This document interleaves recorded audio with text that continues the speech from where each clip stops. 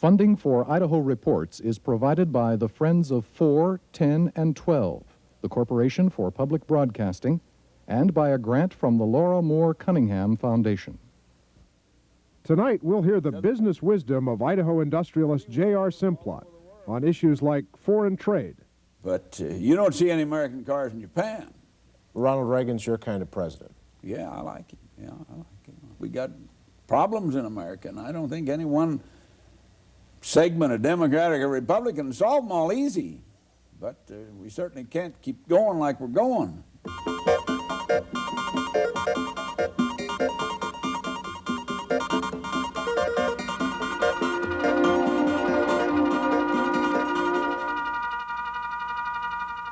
Good evening. Forbes magazine recently listed Idaho industrialist J.R. Simplot again as being among the 400 wealthiest people in this country. The magazine says the man who has been called the Potato King is conservatively worth $500 million. Simplot says he wouldn't sell his company for that.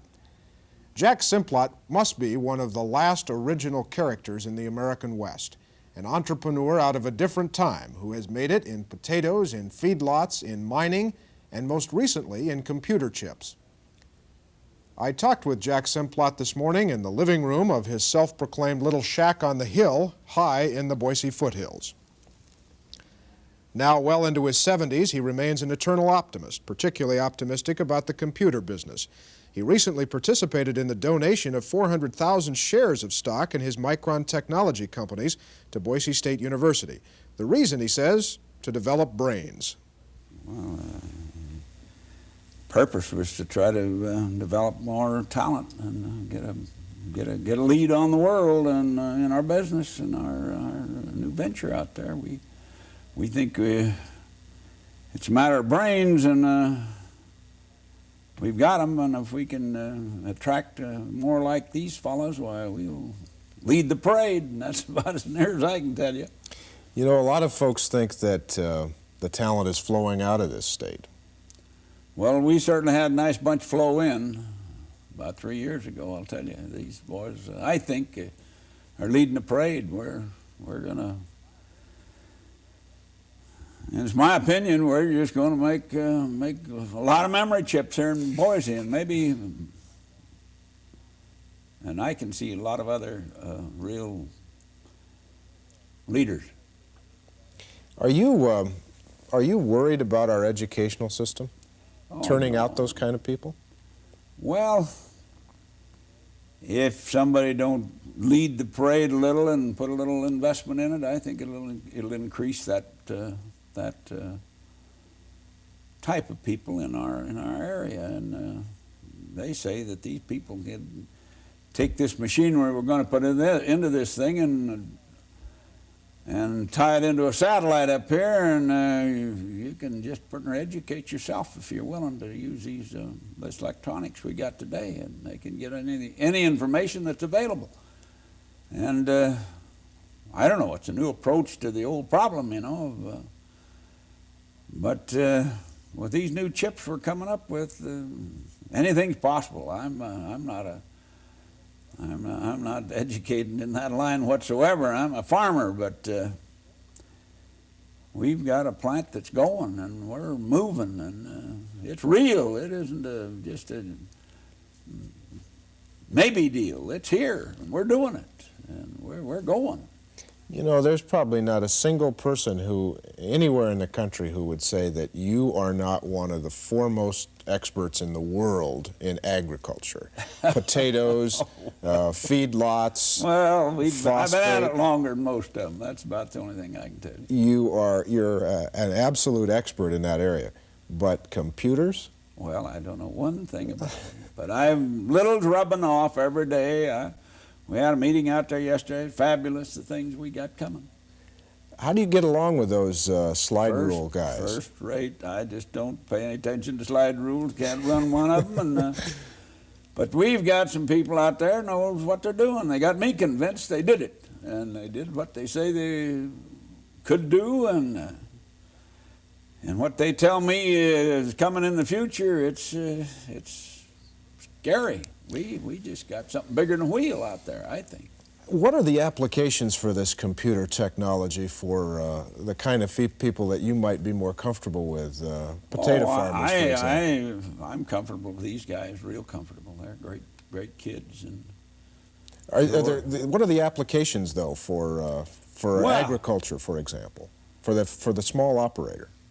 well, you know, computers is here to stay, and it looks like memory is going to be the big. That's the name of the game in a computer deal, is how much memory the thing's got. And I can see a little black box on a farmer's table, and one of his kids can run it, and he's got everything right at his fingertips.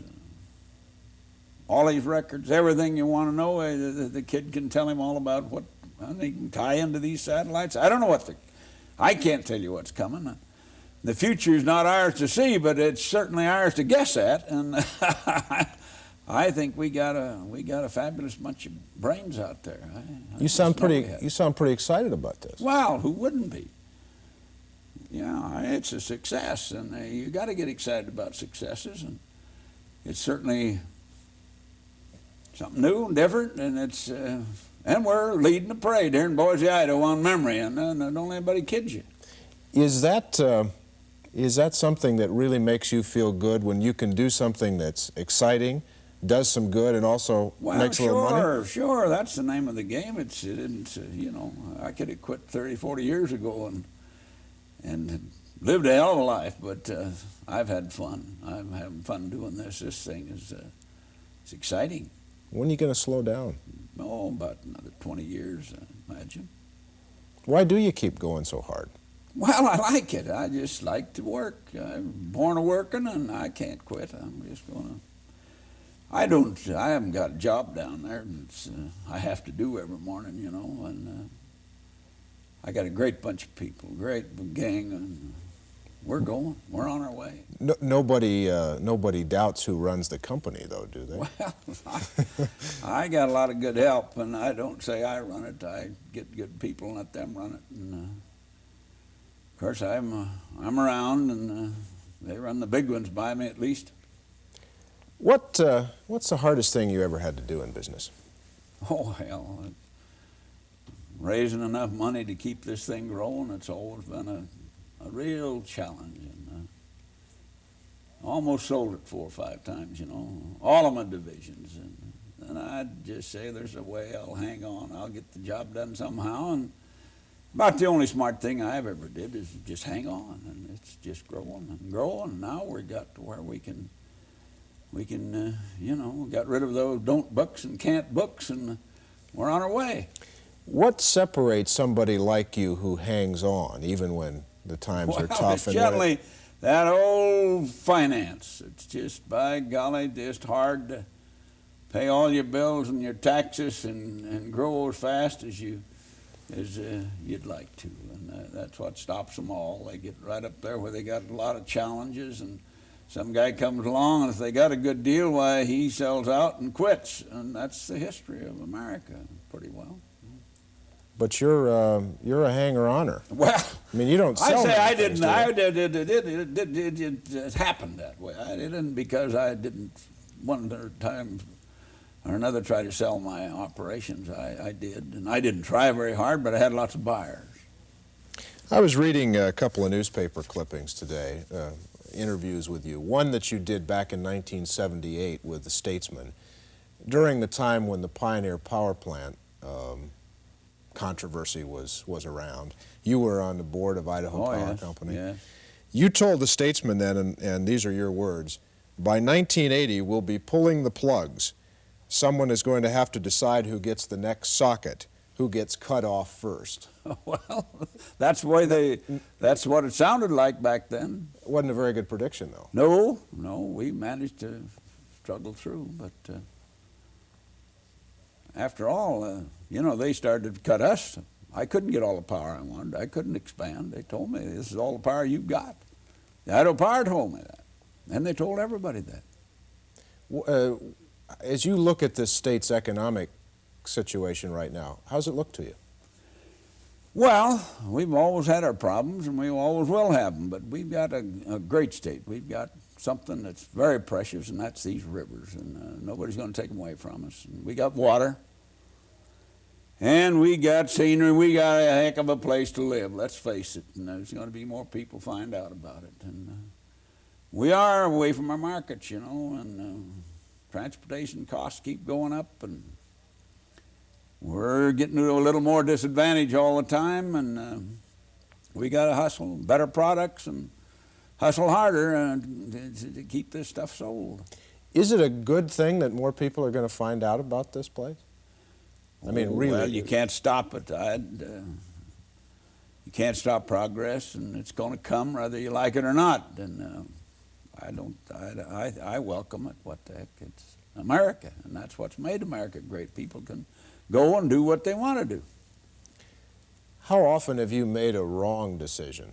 Oh, well, I've made my share, but the old averages have been pretty good. Well, I think anybody would say the averages have been pretty good. Pretty good. Can you remember one that was a mistake? Oh, sure. We tried some products early in my career, and we weren't successful with them. Like powdered potatoes in cans, and I tried to build a baker and automatic, make a shell and put the potatoes in it, and it failed. And I've had some failures, yeah. Was getting Chicken business. I couldn't make the chicken business work. I tried for 7 years, lost $1,000 a day for 7 years, and quit. Well, you know when to cut your losses. Yeah. Well, it took me a long time. Was Bunker Hill a mistake? No, heavens, no. It's a sad mistake that we can't start it up, and we can't. No way we can comply with the emissions from a smelter anymore. It's just out of the question. So we're going to have to depend on somebody else to smelt our ores. That's all. That's just that simple. And we're doing it. We're sending everything offshore. Right. And we'll send these cons, if we start up Bunker Hill, we're going to send them probably to Canada and get them processed and bring them back in here like a bunch of stoops. But that's the way it is. Are we going to see significant more employment at that facility anytime soon? Yes, we're going to start the underground zinc and lead mine up as soon as we can. You know, the prices and the metal is just depressed, but it's getting close. We're going to start them. Yeah. You know, a lot of those folks who live up there and who have depended on that mine for all these years for livelihood basically say that we know the dangers with the emissions, but we also know that that's a job. Yeah, and we're willing to make the trade-off. Well, should they be allowed to make that trade-off? Well, I think so, but that's not what they tell me, that they've limited us to 0 discharge from a lead smelter. Now, how are you going to get it? Tell me, how are you going to do it? In a way, well, you could at a cost, but the cost would be too much. Oh, yes, way too much. But I think they're overemphasizing the danger of lead. Hell, these old boys worked in them lead smelters all their life, and they're still up there, 70, 80, 90 years old. They're all right. I don't know. It's some of the things that I think we don't know all the answers to, but that's just a layman's opinion. Is that place a drain on your pocket? No, not. No, it's a hell of an asset, I think. It's a great operation, and we made a hell of a buy, and someday we'll get rewarded for our efforts, and yeah, I like it. It's great. That interview I mentioned a minute ago with the Statesman back in 1978, you said in that same interview that we should quit selling things to communist countries. Yeah. Still feel that way? Well, you can't do business with them. Why fuss with them? If we'd have told them 40 years ago, stay out of every free country in the world and stew in your own juice, I think we'd have had the thing whipped by now. But hell, there's only one thing they want, is to get some good currency and throw it right back in your teeth to upset your rig. And that's what they've been working at for 40 years, and they haven't changed. Now, how are you going to cope with them?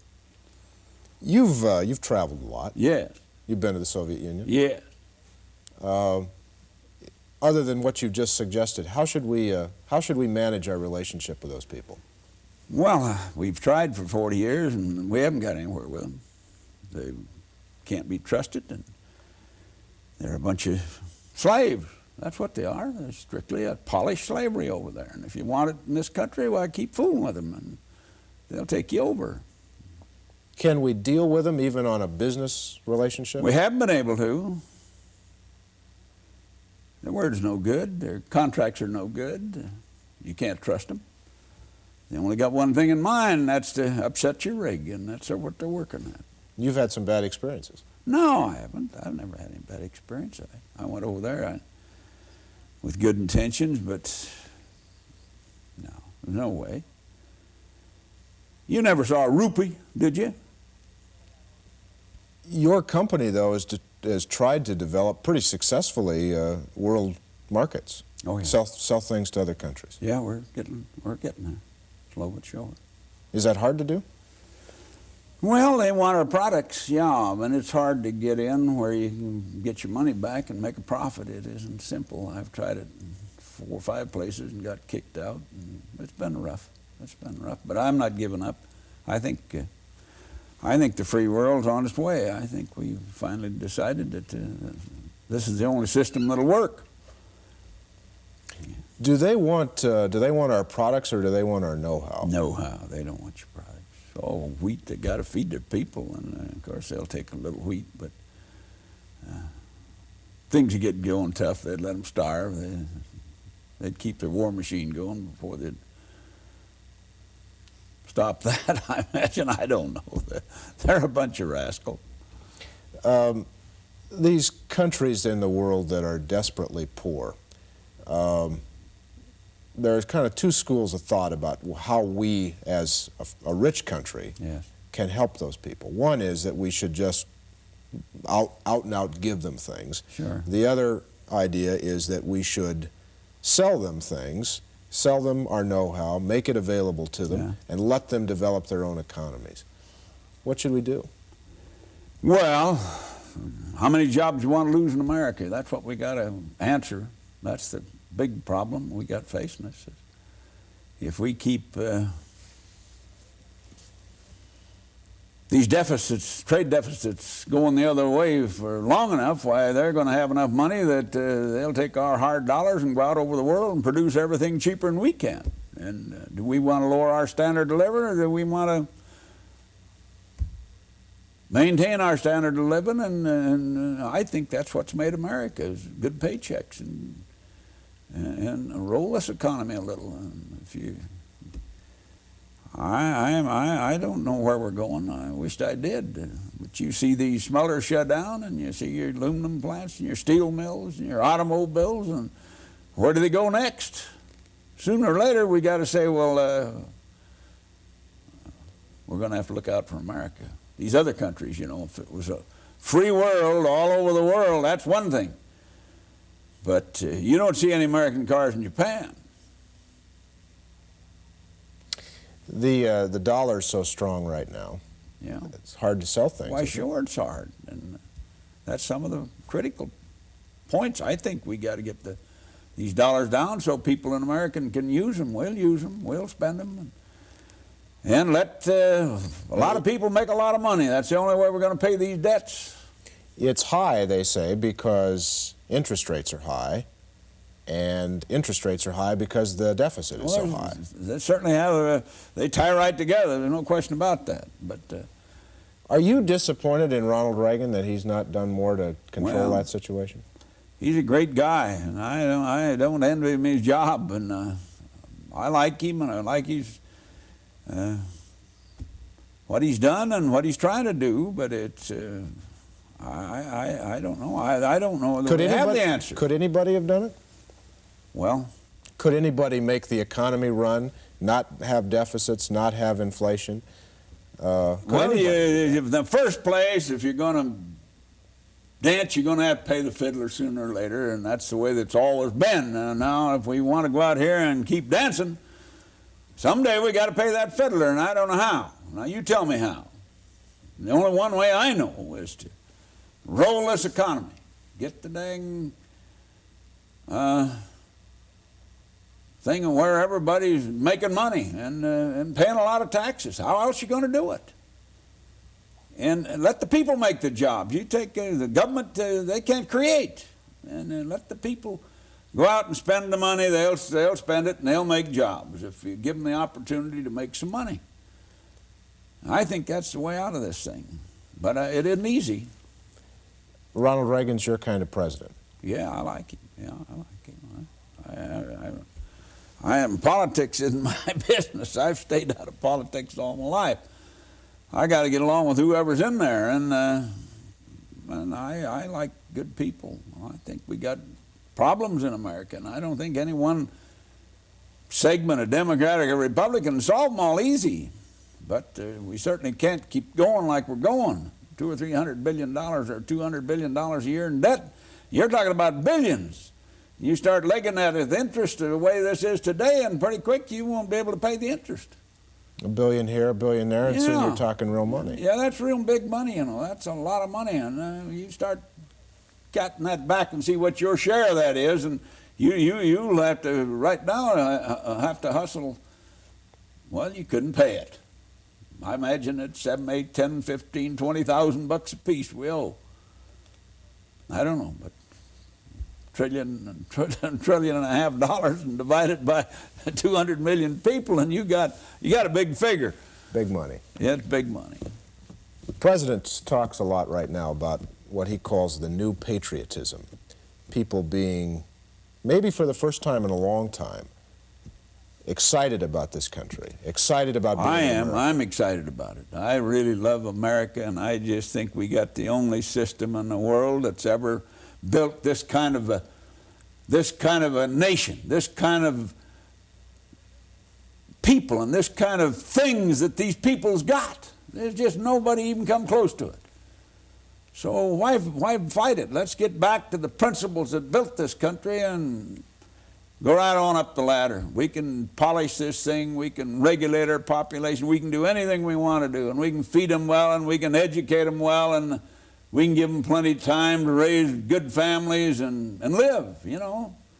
So a little flag waving and mom and apple pie, that's yeah, entirely I don't know if it's apple pie so much, but it's certainly flag waving because it is the best system. It's the only one. You take communism, is no good. It's just slavery, period. Socialism, nothing. You just go so far and then everybody's leveled out, and who's going to produce anything? Who's going to hustle? Nobody. You've got that big flag outside. Yeah. People still give you flack for that? No, that's all over. Most people like it? Oh, sure. They love it. Yeah, I get letters every day about my flag. And, yeah. I'm going to keep flying it. What do you think of this younger generation? Well, Say these kids that are in college now. They're smart, and they've got the opportunities that, you know, we didn't have when I was a kid. My golly, the opportunities. And look at them. Golly, I can remember when I was a kid, every kid would come to school and overall, ragged, rotten teeth. Look at them today. They all look like pictures. Great America we got, fella. They say that the kids in college these days are more worried about a job, making money, making a success than they are about protesting, say, like they were in the 60s. I'm sure that's correct. I'm sure we're headed in the right direction, and it shows it out here in our shop. By golly, we got good kids out there, and by golly, they hustle, and we're going.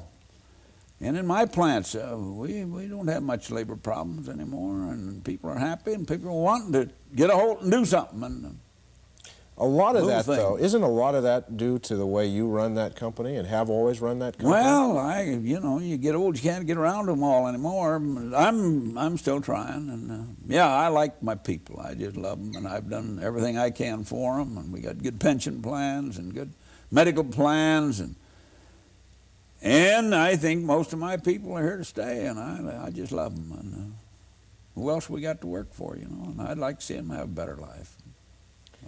That's my theory. And I tell all my people, well, if the grass is greener over the hill, go get it, buddy, because it's America. That's the way I feel about it. Forbes magazine says you're one of the 400 again. Oh, The I 400 guess wealthiest. They got. They know what they're talking about? Well, I'd hate like hell to sell it for what they say I'm worth. That's about Half all a I billion, can- they say. Oh well, I wouldn't take no half a billion. I wouldn't take a billion. You couldn't buy me out today. No way. I don't say it's all worth that, but you try to put it back together and you can't find a way. Is a half a billion in the ballpark? If you're Not talking to- about my not company, to sell oh, it, but just, you know, is it certainly worth I that? have no idea what it's worth. I know I'm not going to sell it. And if you offer me $1 billion, I wouldn't sell it. And I wouldn't sell it probably. So if you're not going to sell at the price, Not, what it's worth doesn't make any difference. But all I can tell you, I know how much I owe, and we haven't got a mortgage, and we're off and running, and we're here to stay, and I just love it. You got to be proud of what you've done. Well, it's been yeah. I guess I like it. I'm happy with it, and I just love it. And I like to see it grow, and we're still growing. Are there some things that money can't buy? Oh, sure, you can't buy happiness, and Is that you can't really buy true? health. That's what they say. Money can't. But buy I'm happiness. going to buy their parts when I need them. I'll tell you that. And I'm going to stay here. I like it. I like it, and I'm going to stay here just as long as I can and see what happens. And I'm going to try my best to build a better America. And we've come a long way since I started to come back and forth between here and Burley on a gravel road when I was a kid, and it took 2 days to get here in an old Studebaker car, you know, and it was a long, hard pull. But look at today. I think you can drive up there in a couple of hours or 3 or 4. Nothing to it. Yeah, we've come a long ways. And we've got a long ways to go, and we can all live better. We can support a utopia for a good many more people here in America if we just work at it. That's what it takes. Yeah, you got to work at it. And you got to do the things that built the country. And that's old free enterprise, bait on the hook, and some responsibility. I can see taking care of the young and educating them, taking care of the old, and there's got to be a time in there that the guy's got to go to work and figure out what the hell he's going to do himself, I think. Let the government run the politics and the country and keep people straight, and let the people make the jobs, make the money, and pay the tax. I think that's the way out of this thing. Idaho industrialist J.R. Simplot. That's our time for tonight. We'll be back tomorrow. I'm Mark Johnson. Good night. With all due respect, when someone reaches your age, many times they get kind of nasty and crotchety and say... No, I love it. No, that's not me. I'm not that way. I hope, anyway. No,